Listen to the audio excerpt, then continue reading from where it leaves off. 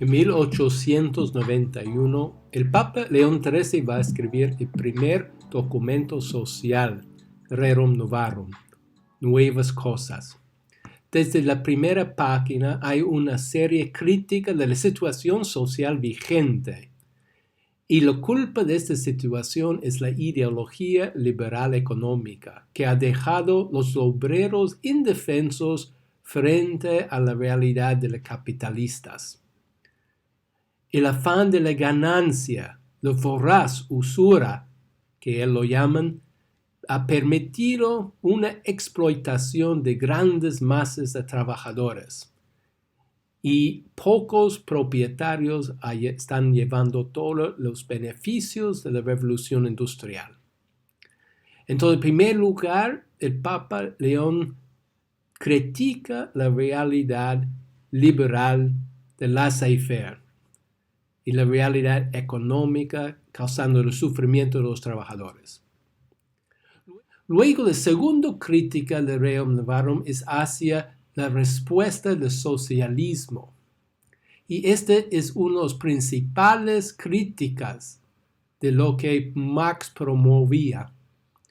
Entre ellos critican la abolición de la propiedad privada, la promoción de la lucha de clases y la acumulación del poder en las manos del Estado.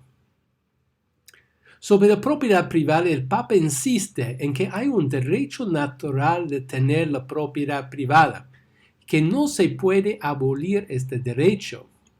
Pero la encíclica no se contenta con fundamentar el derecho, sino que insiste en los deberes derivados de la condición de propietarios. Es cierto que la propiedad privada es natural al hombre y el uso de la misma es necesaria.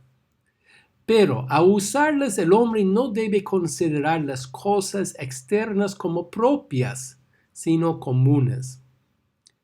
En esta frase se encuentra la idea fundamental de la tradición cristiana, lo de que el hombre es administrador de los bienes de Dios, que es lo que da su verdadero sentido a la doctrina de la propiedad.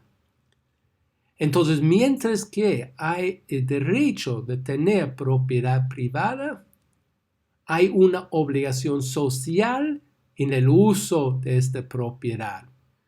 No existe un derecho de propiedad privada absoluta desde esta primera encíclica de León XIII. En cuanto al rol del Estado, Rerum Novarum asigna una doble tarea respecto a la propiedad privada.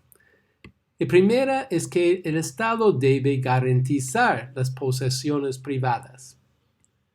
Tal afirmación se enmarca también en el deber global que tiene el poder público de proteger los derechos individuales, especialmente de los más débiles.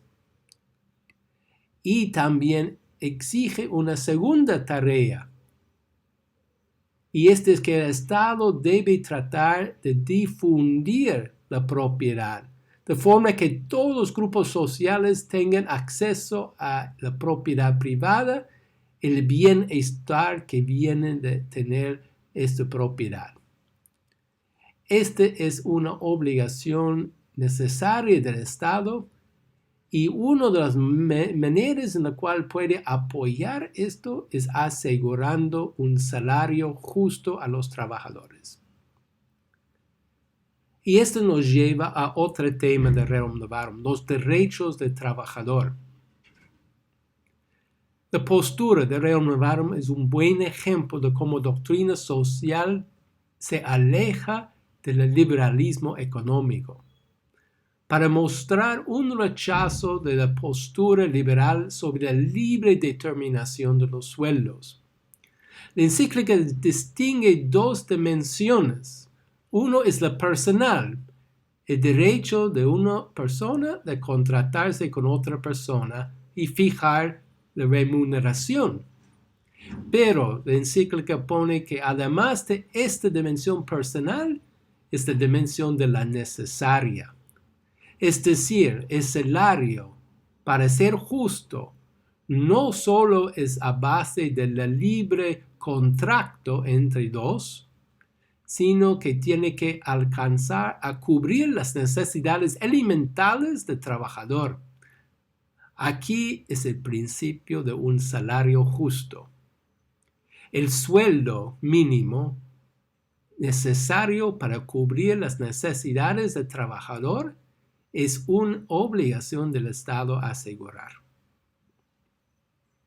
Pero no es el salario el único derecho del trabajador, aunque sea quizás lo más importante.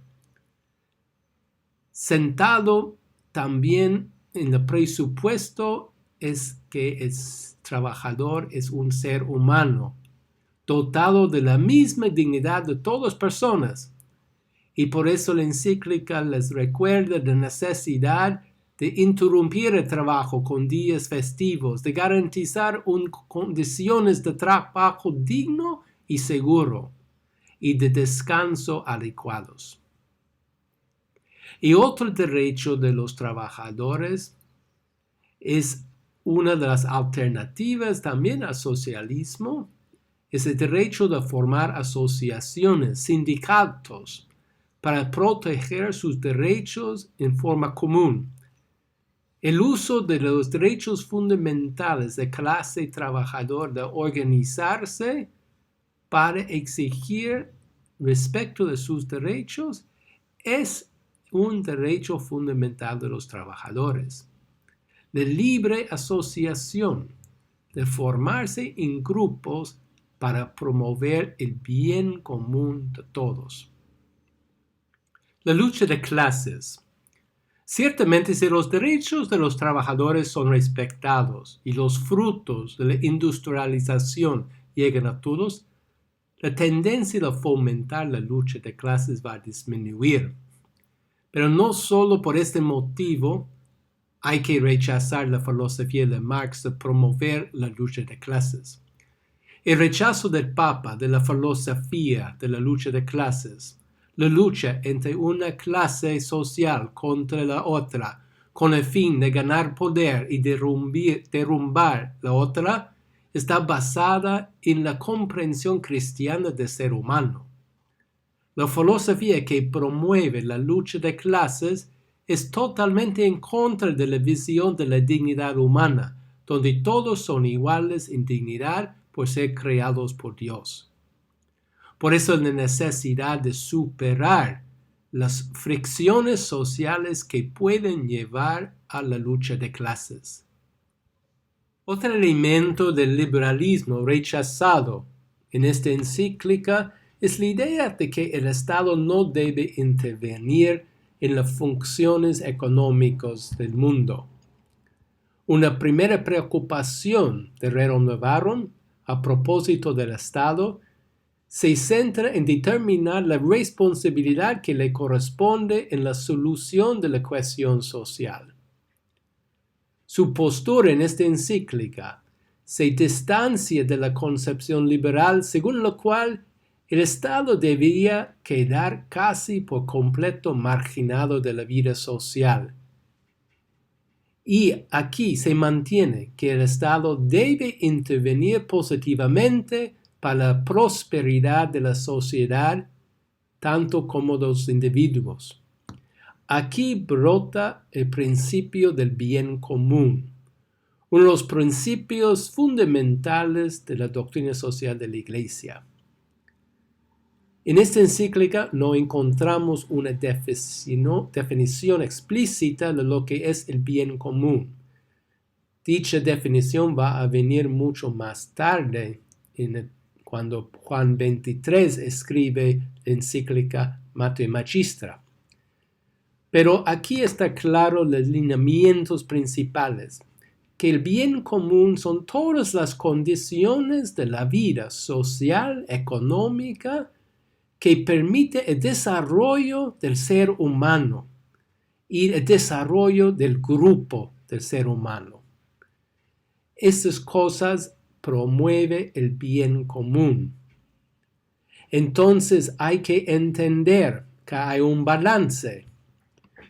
Los derechos individuales tienen que ser comprendidos dentro del marco del bien común, pero tampoco el extremo de que en nombre del bien común se puede violar la dignidad humana de una persona.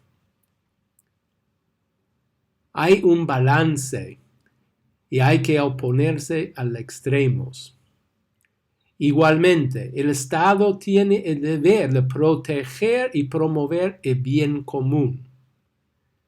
Pero la encíclica también rechaza la idea de Marx de que el Estado tiene todo el poder y que el poder público puede invadir continuamente todos los ámbitos de la vida privada. En este rechazo de los extremos, Renan Navarro apunta hacia una sana comprensión del bien común que marcará de aquí en adelante toda la enseñanza social. Finalmente, la crítica de Marx contra la religión encuentra su argumento en esta encíclica. La Iglesia no puede estar marginada de las cuestiones sociales. Al contrario, la Iglesia aparece como un factor positivo para dirigir y orientar la sociedad hacia una mejor comprensión del ser humano y de la justicia y la paz. Por lo cual la Iglesia no es una fuerza que hace adormecer la conciencia social, sino una fuerza en la cual debe despertar la conciencia a favor de las clases proletarias, los más pobres, los marginados. La Iglesia ofrece estas orientaciones a la sociedad y por lo cual tiene un papel indispensable en la promoción del ser humano y del bien común de la sociedad.